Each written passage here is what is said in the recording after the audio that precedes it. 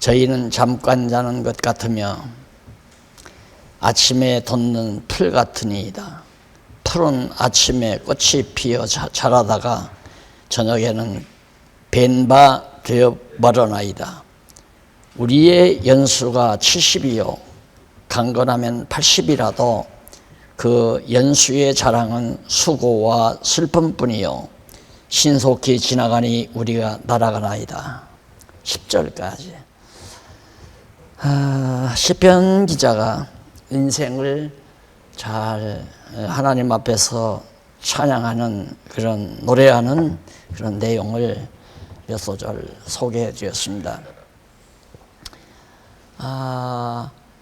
나는 누구인가? 도대체 인생이란 무엇인가? 어디서 왔으며 어디로 가고 또 무엇을 위한 것이며 의미는 무엇인가?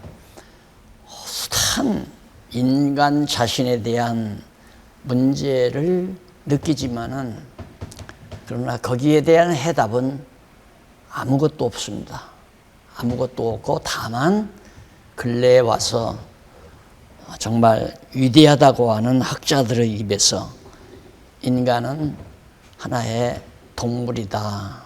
동물이나 하등 다름이 없다. 그렇게 말하는 이유는 진화론의 정당성과 맞아떨어지는 진화론의 정당성을 의식하고 하는 말이라고 저는 그렇게 생각을 합니다. 설명이 안 되죠. 나는 누구인가? 왜 태어났는가? 왜 살아야 하는가? 중요한 문제들이 하나도 정리되는 것 없이 사는 이유가 뭐냐면 바로 살고자 하는 본능, 생명의 본능이라고 그러죠. 그 짐승들도 있잖아요. 위험에 도달하면 살기 위해서 피신하는 건 짐승이나 사람이나 똑같습니다. 무더운 날 그늘 밑에 가보면요, 개미들이 줄을 지어서 이사를 합니다. 어디로? 높은 곳으로 이사를 합니다. 그걸 보면 장마가 오겠구나, 비가 오겠구나. 짐승들은 벌써 그걸 알죠. 근데 사람은 예보를 들어야 알잖아요. 과학적인 기술로. 근데 개미는 미물이라도 날이 굳겠구나. 여기 낮은 곳에 물이 들어오면 우리는 다 죽는다. 그러니 높은 곳으로 다 우리 거처를 옮기자. 그 이사를 하는 거거든요. 이게 본능적으로 살아간다. 그런 의미에서 인간은 하등 동물이나 하등 다름이 없다. 여기서는 이제 티끌로 돌아가라 하셨다. 이렇게 노래하는데 사실 창조할 때 흙으로 지었다는 것이 티끌, 먼지 같은 말이거든요. 티끌이나 먼지나 흙이나 같은 얘기인데 아마 그 시대에 과학적 용어가 있다면 원자라고 했을 수도 몰라요. 아원자. 하나님께서 아원자를 통하여 인간을 빚어 그렇게 창조했다. 그런데 모든 물질이나 비물질, 사실 물질이 아닌 게 아무것도 없죠. 따지고 보면. 근데 인간들이 자기들의 한계, 시각의 한계를 느끼는 것은 비물질이고 시각의 한계를 느끼지 않고 확인할 수 있는 건 물질이라고 생각하는 거예요. 그러나 물질과 비물질이 구분이 될 수가 없는 겁니다. 따지고 보면. 우리가 영혼과 시간이 딱 구분되는 게 아니다라는 생각을 저는 가지고 있거든요. 왜냐하면 바로 시간이라는 것을 내재적으로 초월한 것이 영혼이라는 말을 하기 때문에, 영혼이라고 이해하기 때문에 시간과 영혼이 딱 분리되는 건 아니다는 얘기입니다. 인간이 한계성을 가지고 이 영원한 세계에서 영혼을 못 느끼니까 시간을 느끼는 거거든요. 그래, 인간이 느끼는 건 시간이라고 하고 인간이 못 느끼는 건 영혼이라고 생각하고 물질도 마찬가지고요. 그래서 결국 인간, 여기서 말하는 티끌로 돌아가라 하는 것은 타락한 우리 인간의 육신을 가지고 있는 인간의 몸을 지금 말하면서 강건하면 80 아니면 70을 사는데 하나님 앞에서는 천년이 하루 같다. 밤의 한 경점이다. 하나의 저녁에 벤 받는 풀에 이슬 아침에 꽃이 피었다가 저녁에 벤바되는 하나의 풀린 피나 별로 볼일 없는 우리 인간이다. 이게 우리 육신을 지니고 있는 우리 인간을 말하는 겁니다. 이것만 보면 인간은 참 허무한 겁니다. 태어날 이유도 없고 태어나서 좋은 것도 없고 살아야 될 이유도 없고 그래서 머리가 영리할수록 역시 침묵하게 되고 결국 머리가 좋은 사람일수록 자살을 한다고 그러죠. 자살. 왜? 도대체가 아무것도 정리가 되는 거 없고 가치와 의미를 파악할 수가 없으니까. 그래서 사실 우리 성경적 기독교에서의 인생관은 전제가 있어요.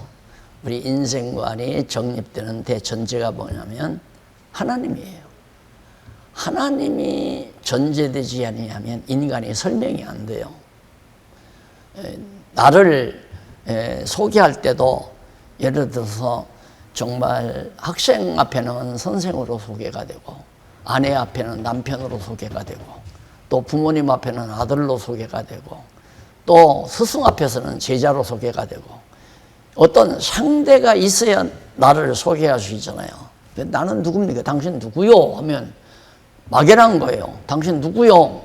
그러면 교회 입장에서 내가 장안중앙교회 목사요 이렇게 말할 수도 있고 당신 누구요? 그러면 당신 김여숙이 남편이라면 당신 알아보고 갔어. 내가 김여숙이 남편이요 이렇게 말할 수 있단 말입니다. 그런데 막연히 당신 누구요? 라고 물었을 때 내가 뭘 어떻게 세 딸의 아버지입니다 라고 말할 수도 없고 그래서 저 사람이 세 딸 아는 사람 알지도 못하니까 그래서 나를 정확하게 내가 이해하고 소개할 수 있다면 대상이 상대가 있어야 한답니다.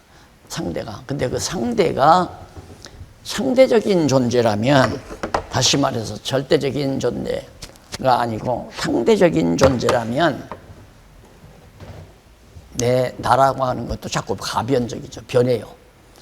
아까 말한 대로 스승 앞에는 제자로 내가 제자들 앞에서는 스승으로 내 신분이 당신 아까 나한테 제자라고 그러지 않았어? 나 선생이요. 무슨 그 제자들의 선생이요. 내가 선생님 앞에는 내가 제자지만 그러니까 상대 대상에 따라서 내 신분이 자꾸 변하잖아요. 그러나 절대자 하나님 앞에서만이 절대적인 나 자신이 규정이 가능하다는 얘기입니다. 하나님이 없으면 나라는 존재가 설명이 불가능하죠. 그래서 칼빈도 제1권 첫 부분에서 그런 얘기를 해요. 하나님을 알아야 나를 아는 건지 나를 알아야 하나님을 아는 건지 그거 칼빈이 분간을 못하겠다. 어떻게 보면 나를 알아야 하나님을 아는 것 같고 어떻게 생각하면 하나님을 알아야 나를 아는 것 같고 이래서 칼빈도 그거에 대해서 규정을 확실히 못했어요. 그 이유는 절대자 하나님이 확증이 됐으면야 나처럼 인생관의 전제는 하나님이다, 신관이다 이렇게 말할 수 있죠. 인간을 아는 다시 말해 인생관의 대전제는 신관이다.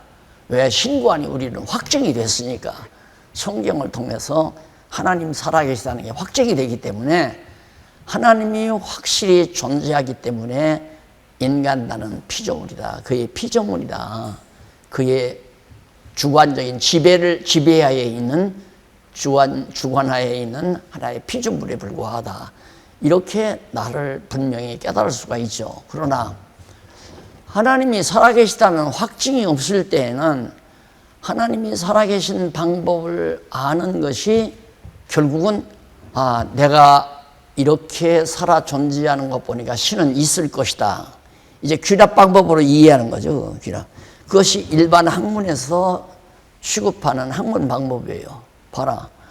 내가 숨 쉬고 살아는 거, 내가 잠들어서 깊이 죽은 것 같이 있었을 때에도 하나님은 내 심장을 뛰게 하고 내 생명을 유지시켜주었다. 그러니 하나님은 존재한다. 그러니까 개혁파 신학의 교회 신학에서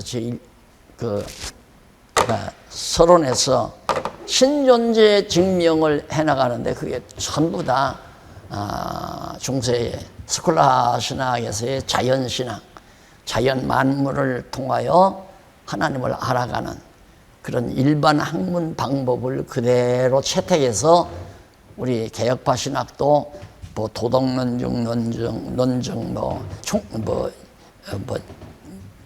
여러 가지 그 논증을 통해서 도덕, 내가 나쁜 짓 하려면 가슴이 떨리지 않더냐, 그건 신이 존재하기 때문이다, 이런 식으로 내가 이렇게 있다는 것은 하나님이 존재한다는 존재론적 논증, 그게 도덕론적 논증, 존재론적 논증, 뭐 이런 등등의 이게 존재물을 통해서 보이지 않는 하나님이 존재한다는 걸 알 수 있다. 이게 이제 귀납 방법이에요. 일반 학문에서 다 하는 거거든요. 뭐 인문학이나 과학이나 이런 데서 다 그 방법을 쓰고 있는데, 인문학은 좀 다르죠. 인문학은 이제 아마 이 모든 것들의 제2 원인이 있을 것이다. 가정을 제2 원인을 해놓고 그 원인에 의해서 이제 보이는 현실을 설명해가는 그런 방법이 이제 연역적 방법인데, 그 연역적 방법도 확증이 안 된 가정을 통해서 하기 때문에 그것도 엉터리란 말입니다. 그러니까 칼빈이 헷갈릴 수밖에 없죠. 나를 알아야 하나님을 아는지, 하나님을 알아야 나를 알 수 있는지, 그 어느 것이 먼저인지 자기는 구분을 하기가 힘들다, 어렵다, 솔직히 그렇게 얘기를 하더라고요. 그런데 결국 우리 성경신학은 정확하게 인생관의 전제가 뭐냐? 신관이다. 하나님의 존재가 확실히 성경관을 통해서 확인이 됐으니까. 그래서 제일 처음 기독교 인생관, 기독교, 성경적 기독교 설명하면서 서론에서 성경관 다음에 신관이 나오고, 신관 다음에 인생관이 나오고, 인생관 다음에 역사관, 세계관이 나오는 그 이유, 배경, 논리적 수순을 서론에서 제가 다 말씀드렸죠. 그러니까 성경을 통해서 하나님의 존재가 확정이 안 됐으면 오늘 기독교 인생관이 없는 거죠. 나도 설명 못 한단 말이에요, 인생관을. 가정적으로 이럴 것이다, 이런 거야, 이럴 것이다.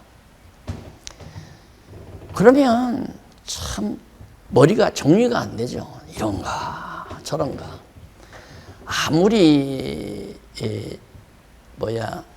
소유가 많고 권좌를 누리고 정말 세상에서 정말 자기 하고 싶은 일 다 할 수 있는 능력이 있다 하더라도 이런 심각한 문제에 도달하면 행복이 하루아침에 다 무너져 버려요. 내가 오늘 맛있는 거 먹고 건강해서 뭐하게? 건강하면 즐길 수 있잖아. 즐겨서 뭐하게? 설명이 안 돼요.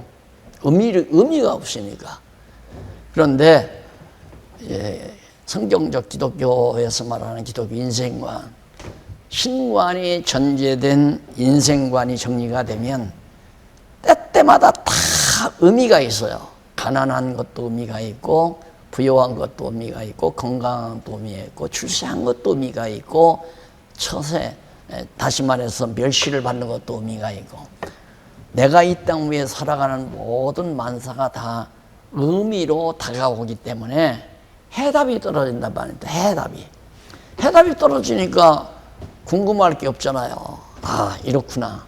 그래서 이제 거기에 대한 해답이 나오니까 결국은 의미에 대한 분명한 해답을 가지고 자기의 삶을 의미를 주어 가지고 살아갈 수 있는 그런 행복감을 누릴 수가 있는 거죠. 그런 것들이 지금 여기 서문에서 쭉 나옵니다. 그러면 우리가 100페이지에 접어들어서요,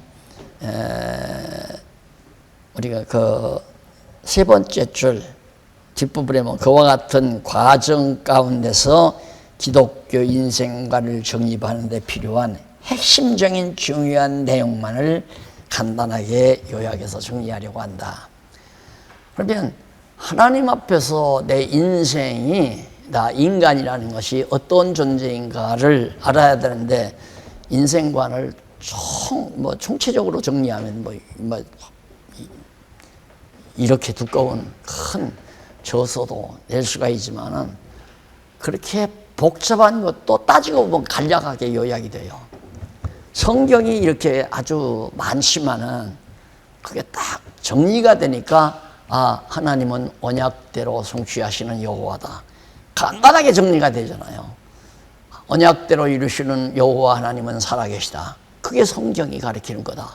이렇게 간단하게 얘기하듯이 오늘 지금 여기 인생관에 있어서도 아주 중요한 요점만을 딱딱 들어서 정리를 하는데 그것이 뭐냐면 타락 전 인간, 그 다음 타락 후의 인간, 그 다음 중생한 인간, 그 다음 사실 따르고 여기는 이제 바로 부활한 인간으로 하는데 부활 이전에 회복되는 인간이 있잖아요. 회복. 천년왕국 시대 다는 회복된 인간. 그리고 부활한 인간. 이 5종류의 인간 단계를 거치게 됩니다. 그런 것들을 자세하게 하나하나 좀 정리를 해보면 인생이란 뭐로구나 하는 걸 정확하게 파악할 수 있죠. 그러니까 타락 전 인간, 타락 후의 인간. 현재 우리가 이 땅에 일반적으로 살아가는 사람은 타락 후 인간이거든요. 예수 믿고 중생한 사람은 중생한 인간. 그 다음에 이제 회복된 인간인데 회복된 인간이 나도 회복되고 다 회복되는 게 아니라 특수한 사람만 회복되잖아요. 마지막 예수님 오실 때 천년왕국 시대에 회복이 되니까 그때 살아있는 사람들이 회복되니까 총체적인 인간에게 다 해당되는 건 아니지만은 하여튼 일부분이라도 회복된 인간이 있죠. 그런 다음에 이제 마지막 심판 때 영원한 부활한 인간, 이 5종류의 인간관계가 있다. 그래서 여기서는 회복된 인간은 취급을 안 하고 바로 부활한 인간. 왜? 온 인류를 대상으로 해서 설명을 하다 보니까 그 정도 정리를 했다. 그럼 하나하나 정리를 해보도록 하겠습니다. 타락전 인간 거기 창세기 1장 26절로 28절 보면 하나님이 가라사대 우리의 형상을 따라 우리의 모양대로 우리가 사람을 만들고 그로 바다의 고기와 공중의 새와 육축과 온 땅과 땅에 기는 모든 것을 다스리게 하자 하시고 하나님이 자기 형상 곧 하나님의 형상대로 사람을 창조하시되 남자와 여자를 창조하시고 하나님이 그들에게 복을 주시며 그들에게 이르시되 생육하고 번성하여 땅에 충만하라 땅을 정복하라 바다의 고기와 공중 새와 땅에 움직이는 모든 생물을 다스리라 하시니라. 여기서 하나님께서 우리가 우리의 형상 따라 우리의 모양대로 우리가 사람을 만들자. 그래서 이거 우리라고 하는 복수를 썼다 해서 많은 주경학자들이 이게 삼위일체를 얘기하는 거다. 성부, 성자, 성령을 얘기하는 거다. 그런 식으로 얘기하는 아마 주석이 거의 다 아마 그렇게 나왔을 겁니다. 그런데 이제 여기 우리라고 하는 말은 바로 1인칭 복수를 사용했기 때문이거든요. 근데 하나님은 단수다, 복수다라고 하는 것이 이런 표현보다는 하나님은 워낙 크고 광대하신 분이기 때문에 언제나 하나님은 복수를 사용해요. 나 여호와는 이럴 때 단수도 사용하지만 여기서 우리라고 하는 것은 하나님의 응대하심을 표현하는 하나의 1인칭 복수, 우리라고 하는 거, 그래서 사용한 거다. 그러니까 우리라고 하면 하나, 둘, 셋, 너, 나 이렇게 해서 이렇게 합쳐가지고 우리 말대로 하나님이 2분이라든가 3분이라든가 그런 의미가 전혀 아니고 하나님을 단수로 1인칭으로 표현할 때 복수를 사용하셨다. 그래서 하나님께서 이제 사람을 만드는데 바다와 물고기 공중의 새 다 육축 땅에 기는 모든 것 다 하나님의 형상대로 만들어 가지고 그걸 지배하게 만들자. 그러고 보면 하나님과 같은 존재예요. 처음 아담을 지었을 때. 그러면 아담만이 하나님이냐? 그게 아니라 아담과 하와를 지어서 한 몸이 되게 했잖아요. 한 몸이. 아담과 하와를 지어서 한 몸이. 그러니까 아담과 하와가 한 몸 된 것이 하나님의 형상이라는 얘기죠.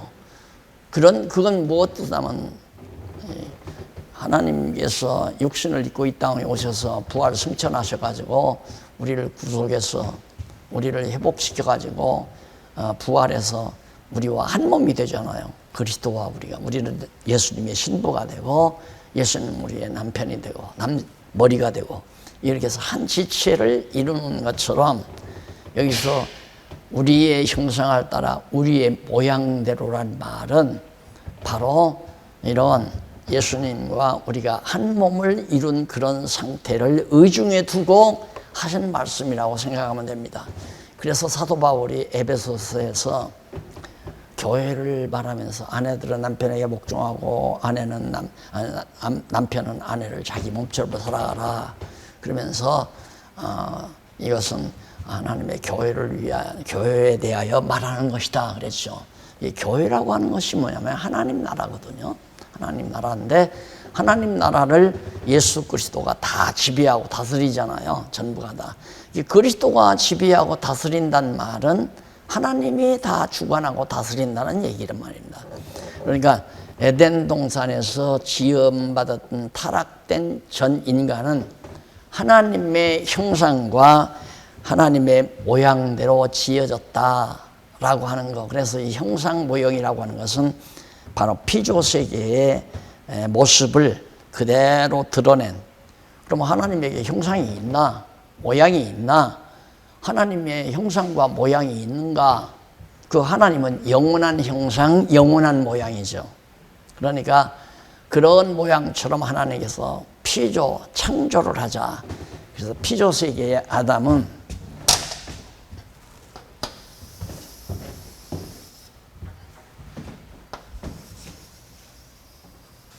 처음 아담이에요. 처음 아담인데 이 아담을 하나님께서 지었는데 당신의 형상과 같아요. 그러면 이걸 어떻게 생각하시면 되냐면 이건 바로 빛 가운데 이건 어둠이죠. 어둠. 그럼 이 아담은 하나님의 형상대로 지어놨는데 이때 지어진 아담은 아담 마이너스 영생. 이걸 부호로 붙이면 수학적 풀이가 되겠죠. 아담을 A라고 한다거나 영생을 Y라고 해서 A 마이너스 Y가 타락전 아담이다 이렇게 말할 수 있지만 구태여 그렇게까지 얘기할 필요는 없고 어쨌든 처음 지음받은 아담은 생명과를 못 먹기 때문에 영생할 수는 없어요. 영생할 수는. 그래서 생명과죠.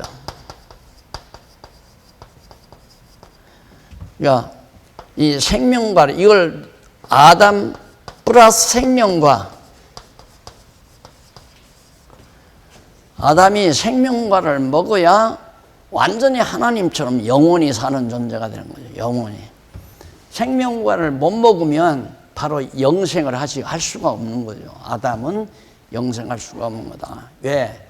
이때는 이 생명과를 못 먹었으니까. 그냥 생명과를 더해야 완전한 거죠. 생명과를 못 먹은 아담이죠. 처음 지은 아담은 생명과는. 그리고 또 하나는 뭐냐면 선악 모름. 선악을 몰라 부지. 선과 악을 몰라요. 그러니까 선과 악을 모르는 상태에서 생명과를 못 먹었단 말입니다. 처음 지음 아담은 하나님의 형상대로 모양대로 지음 받았지만은. 그런데 문제는 생명과를만 따먹었으면 그냥 바로 영생하게 되는데 영생할 수가 있는데 생명과를 못 따먹으니까 영생을 못하고 결국 여기다가 바로 플러스 선악과 이거죠. 선악과를 몰라야 되는데 선악과를 먹어버리니까 사형, 영적으로 죽어버렸단 말입니다. 그러니까 이 아담은 생명이에요. 산영. 산영으로서의 아담인데 생명과를 먹었으면 영생하는 영생영, 영원히 사는 영이죠. 영원히 살 수 있는. 근데 생명과를 못 먹어가지고 죽은 영이 됐잖아요. 선악과를 먹고 죽은 영이, 생명과를 못 먹고 선악과를 먹으니까 죽은 영이 돼버렸죠. 이게 이제 타락한 영으로 전락되잖아요. 이렇게. 완전히 타락한 영. 이게 이제 바로 아담 플러스 선악과 사형이죠. 영적으로 죽어버렸다 이 말이에요. 전혀 다르잖아요.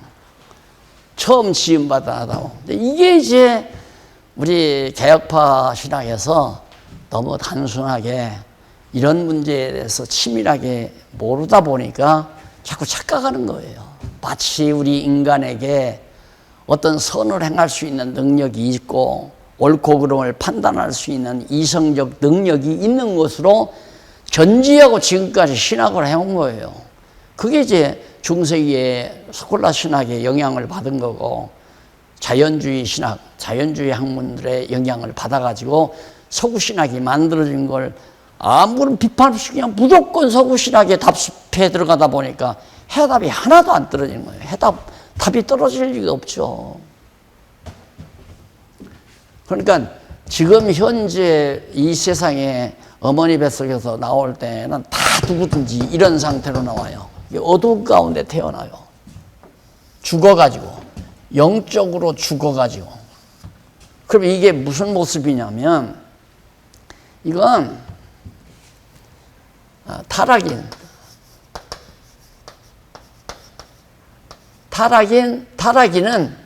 바로 짐승이나 똑같아요. 베드로 사도가 그래요. 타락한 사람은 짐승이나 똑같아요. 하나 다름이 없어요. 그러니까 현대 인문학자들이 인간은 동물이라고 그렇게 말하는 거 거짓말이 아니에요. 맞는 얘기예요. 그거 10번도 맞는 얘기죠. 중생하지 못하면 누구나 짐승처럼 살다 죽어요. 짐승처럼 짝짓기하고 짝짓기해서 새끼 낳고 길러서 그냥 내보내고 또 짝짓기해서 새끼 낳고 먹거리 있으면 먹거리 찾아서 쫓아다니고 인간도 다 그렇게 살잖아요. 전부가 다. 요즘에는 목회도 먹거리 찾아서 하는지 안 그래요? 먹거리 때문에 목회하잖아요. 한심한 거죠. 이게 이제 타락한 인간의 속성이란 말입니다. 그래서 여기 지금 현재 타락 전 인간부터 정리를 합니다만은 하나님께서 선하게 지었다. 첫째가 선하게. 뭐가 선하게? 하나님께서 선과 악을 알 수 없는 인간, 남자와 여자를 흙으로 만들어서 생명이 되게 하시는 것이 다 하나님이 보시기에 좋은 대로 선하게 하나님이 좋으신 대로 그렇게 만들어 놓은 거예요. 하나님의 형상대로 하나님의 모양대로 그렇게. 여기서 더 깊이 들어갈 필요는 없죠. 그 정도 우리가 설명을 하면은 하나님이 선하게 지었다는 것은 일단은 선과 악은 몰라야 돼요. 몰라요. 왜 그러냐면 선악과는 따먹지 말라 명령했으니까 선악을 몰라야 하나님이 좋아하시는 거란 말입니다. 그런데 생명과는 먹어야 돼요. 생명과를 따먹어라. 다 따먹되 선악을 아는 과일만 못 먹고 따먹지 말라. 그게 이건 몰라야 되고 생명과는 따먹고 하나님처럼 영원히 살아야 돼요. 영원히. 그런데 이게 생명과를 안 따먹고 반대로 선악을 따먹고 보니까 하나님이 선하게 지은 것이 악하게 된 거죠. 그 악하게 된 것이 이렇게 돼. 내쫓아버렸단 말입니다. 어두운 가운데 내쫓아버렸기 때문에 인간은 본능적으로 어두운 일을 행할 수밖에 없어요. 어두움의 죄악 가운데 빠뜨려 죄 아래 가둬놨기 때문에 죄지며 사는 것이 정당 당연한 거예요. 죄지며 살 수밖에 없는 것이다. 그러니까 이 세상 태어나서 먹는 것도 죄고 잠자는 것도 죄고 사업하는 것도 죄고 다 죄예요. 태어난 인간, 거듭나지 못하고 사는 인간들의 삶 자체가 죄 아닌 것이 없단 말입니다. 그런데 우리는 죄라는 게 뭐 강도질하고 법원에 가서 재판받아서 형소에 들어가서 형 살아야 그게 죄로 인정을 하지만 그건 이미 드러난 거지만은 그냥 그 자체, 산다는 그 자체가 바로 어두운 가운데 살기 때문에 이건 그냥 어두운 일을 행하며 살 수밖에 없는 것이 인간 자연 그대로란 말입니다. 여기서 내가 선을 택할 수 있고 악을 택할 수 있다. 내가 이걸 할까, 이 선한 일을 할까, 악한 일을 할까, 이것은 내가 결정해서 할 수 있다. 이런 엉터리 같은 착각을 신학자들이 했단 말입니다. 그게 바로 이 불신앙, 하나님을 믿지 아니하는 그런 학문, 인문학자들이 하는 짓거리를 신학자들이 똑같이 그렇게 한 거예요. 신학적으로 볼 때는 도저히 인간에게 선한 것이 하나도 없어요. 의인은 없나니 하나도 없다. 아무도 의인이 없어요. 여기는 의를 선택할 수가 없고, 그러니까 죄지며 사는 것이 그것이 본래예요. 본질이고. 왜? 하나님이 죄짓고 살도록 죄 아래 가둬버리기 때문에. 너 뱀의 말 듣고 너 선악을 따먹었지? 그러면 계속해서 뱀 말 들어라. 그 어두운 권세 말을 듣고 어두운 권세 아래 종로를 해라. 갖다 집어넣는 거예요. 그래 인간이 계속 죄짓고 전쟁하고 그냥 서로 시기질투하고 살인 강도질하며 그러면 사는 것이 이 세상 살이란 말입니다. 그걸 누가 그렇게 했나? 하나님이 그렇게 살도록 던져버렸다니까요. 그래서 거기에 1장 27절하고 31절 보면 하나님이 자기 형상 곧 하나님의 형상대로 사람을 창조하시되 남자와 여자를 창조하시고 하나님이 그 지으신 모든 것을 보시기에 심히 좋았더라. 저녁이 되며 아침이 되니 이는 6째 날이니라. 하나님이 지어놓은 것도 다 선하고 하나님이 인간을 지은 것도 선하고 완전히 선하게 인간을 창조했고 인간이 사는 그 에덴 동산도 거기도 선한 것이었다.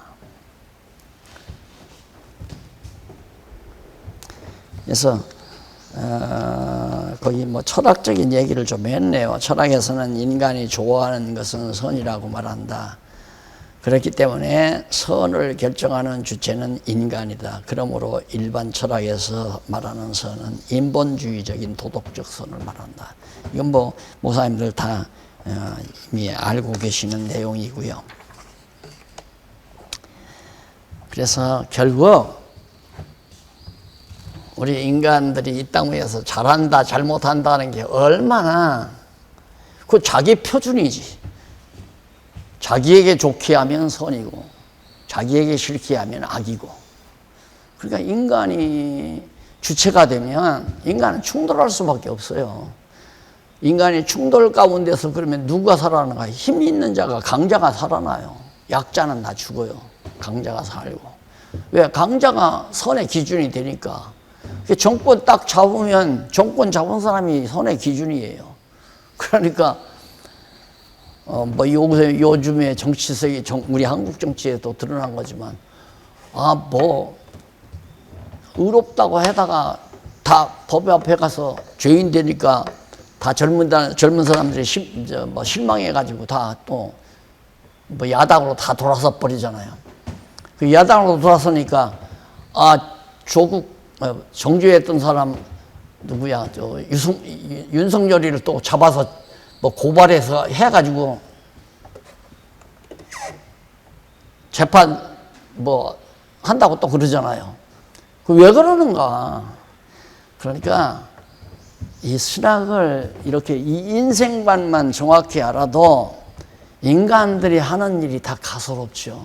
참 하나님 앞에서 저렇게 어리석고 미련하게, 결국은 인간 세계는 힘이에요. 권력의 힘이든 돈의 힘이든. 그러니까 그런 힘을 의지하고 사는 게 동물들인데, 동물들은 전부 힘을 의지하잖아요. 그럼 우리가 거듭나고 중생했다면 우리는 그걸 의지하면 안 되죠. 돈을 의지한다거나 권력을 의지하면. 천지와 만물을 주관하시는 전능하시는 하나님이 내 편이라고 하는 이 확신이 딱 들어버리면, 아유, 권력 있다고 거들먹대는 것도 꼴불견이고, 돈풍이나 있다고 해서 거들먹대는 것도 아이고 정말 꼴불견처럼 보이게 되고, 그러면서도 그 앞에서 기가 죽거나 뭐 좌절하거나 그런 게 없죠. 나와 함께 하시는 일, 나를 붙드시는 분이 전지전능하시는 하나님이 나를 붙들고 계시다는 확신이 들어가면 그런 거 의지하라고 해도 의지되지를 않죠. 왜? 그것이 정당한 능력이라고 생각하지 아니하니까. 그래서 하나님께서 기준이 되셔서 하나님이 좋아하시면 선이고 하나님이 싫어하시면 악이다.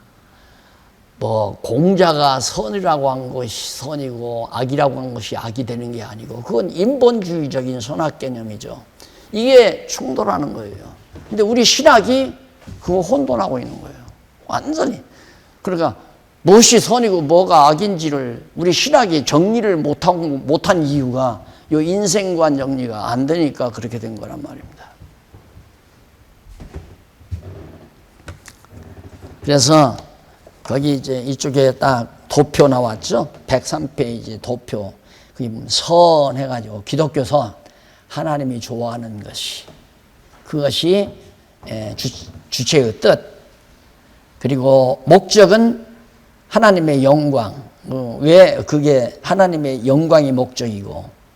그 다음 성질은 변함이 없어요. 불변. 그러나 도덕적인 선은 사람이 좋아하는 거예요. 사람이 좋아하는 것. 그럼 사람의 행복이 목적이고, 그리고 가변적이에요. 어제까지는 선한 것이 오늘에 와서 악한 것이 되고. 자, 넘어가서 하나님이 생명으로 창조하셨다 그러죠. 선하게 창조했고 생명으로, 생명. 육체가 아니에요. 이 육체로 지은 게 아니에요. 자꾸만 저 흙으로 빚어서 육체 모양 만들어서 흙 불어서 이걸 창조한 걸로 자꾸만 그렇게 지금 생각을 하니까 신학이 여기서부터 다 꼬이는 거예요. 이게 하나님의 창조물로 한다니까. 현재 이게. 물론 근원적으로는 창조했죠. 그러나 처음 타락 전 아담은 생명체예요. 살아있는 영. 그래서 그러니까 흙으로 뭐 했다니까 지금도 땅에 있는 이런 흙 뭉쳐가지고 밀가루 반죽하듯이 그렇게 해서 하나님이 지은 줄로 그렇게 생각하는데, 이건 저주받은 땅이란 말입니다. 이거 자체가. 그러니까 처음 창조했던 땅은, 그러니까 아랫물 속에서 이렇게 솟아났던 땅은 그건 지금 이 땅이 아니에요. 저주가 덮인 땅이 아니라 저주가 없는 그 땅의 흙인데, 거기 흙이라고 표현했지만 사실 가장 적은 물질의 초수 단위, 먼지라고도 할 수 있고, 내가 아원자, 티끌이라고 아까 표현해요. 티끌로 얘기할 수도 있고, 화학적인 용어로는 아원자라고 그렇게 얘기할 수도 있고요. 원자들이 모여서 최소 물질의 최소 단위가 이루어진다고 물리학에서 얘기하잖아요. 그러니까 그렇게 하나님이 지어놔서 생명체로서의 아담을 지어놓은 거죠. 그러면 이 생명체는 부활체가 아니에요. 또 부활체하고는 또 다르다고 그러잖아요. 이 생명체가 이 다음에 이제 회복체, 다시 말해서 천년왕국 때 살아가는 사람들, 그 사람들의 모습이다. 그렇게 생각하시면 된다. 저주가 거쳐버리니까. 그게 모든 악기가, 이 선악을 아는 악기가 다 빠져버리고 저주가 걷어져 버리기 때문에 에덴 동산에 타락하기 전에 아담과 같은 몸으로서 천년을 유지하며 살게 되는 거죠. 그 다음에 이제 타락한 장면, 타락된 인간, 여기부터 이제 다음 시간 잠깐 쉬었다가